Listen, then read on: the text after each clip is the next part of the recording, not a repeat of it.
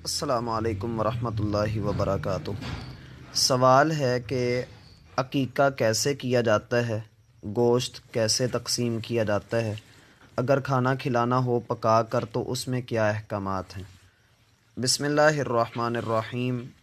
رسول اللہ صلی اللہ علیہ وسلم نے حسن و حسین رضی اللہ عنہما کا عقیقہ کیا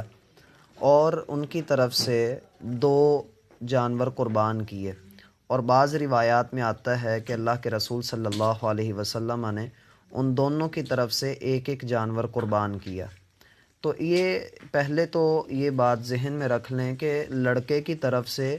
جو مشہور ہے ہمارے ہاں کہ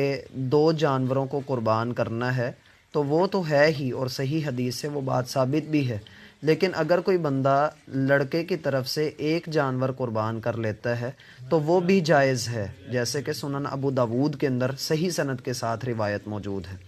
پھر دوسری بات یہ ہے کہ عقیقے کا جو گوشت ہے وہ کیسے تقسیم کیا جائے گا۔ تو اس میں تقسیم کرنا جو ہے، اس کے لیے شریعت اسلامیہ نے کوئی بھی ہمیں متعین تقسیم کا جو ہے وہ اصول نہیں دیا کہ آپ یوں اس کو تقسیم کریں۔ ہاں، علماء کرام نے اس کے لیے کچھ طریقے بتلائے ہیں کہ فَكُلُوا مِنْهَا وَأَطْعِمُوا الْبَائِسَ الْفَقِيرَ، کہ آپ قربانی کے گوشت میں سے، الفاظ پر غور کریں کہ قربانی کے گوشت میں سے آپ خود بھی کھائیے، بھوکے کو بھی کھلائیے اور فقراء کو بھی کھلائیے۔ تو اس لیے بعض لوگ یہ کہتے ہیں کہ اس کے 3 حصے کر لیں، لیکن شریعت اسلامیہ نے جو ہے وہ کوئی اس کی تخصیص مقرر نہیں کی ہے۔ آپ چاہیں تو سارا ہی لوگوں میں بانٹ دیں اور چاہے تو سارا ہی اپنے گھر کے اندر رکھ لیں، کوئی ایسی جو ہے وہ بات ضروری نہیں ہے۔ پھر یہ بات بھی کہ اگر آپ پکا کر تقسیم کرنا چاہتے ہیں یا پکا کر لوگوں کو کھلانا چاہتے ہیں تو آپ پکا کر کھلا دیجئے، اس میں بھی کوئی حرج کی بات نہیں ہے، لیکن یہ ہے کہ آپ اس میں غرباء اور مساکین کا بھی خیال رکھیں، کیونکہ یہ معاشرے کے وہ افراد ہیں جو سسکتے ہوئے، بلکتے ہوئے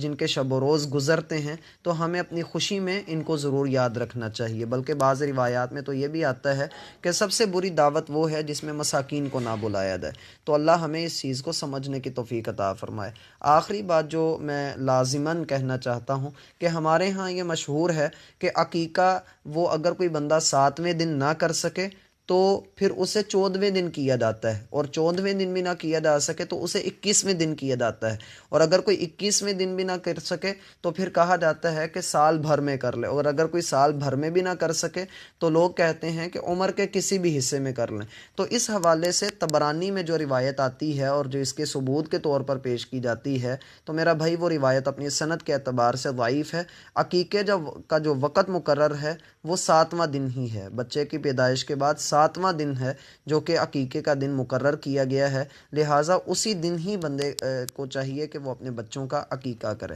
اور عقیقہ کرنا سنت موقدہ ہے، یہ کوئی ایسا عمل نہیں ہے کہ جو لازماً کرنا ہے۔ ہاں، جس کے اندر استطاعت ہے وہ ضرور کرے، لیکن اس کو جو ہے وہ فرض کہنا، اس میں اختلاف ہے، بعض اس کو مستحب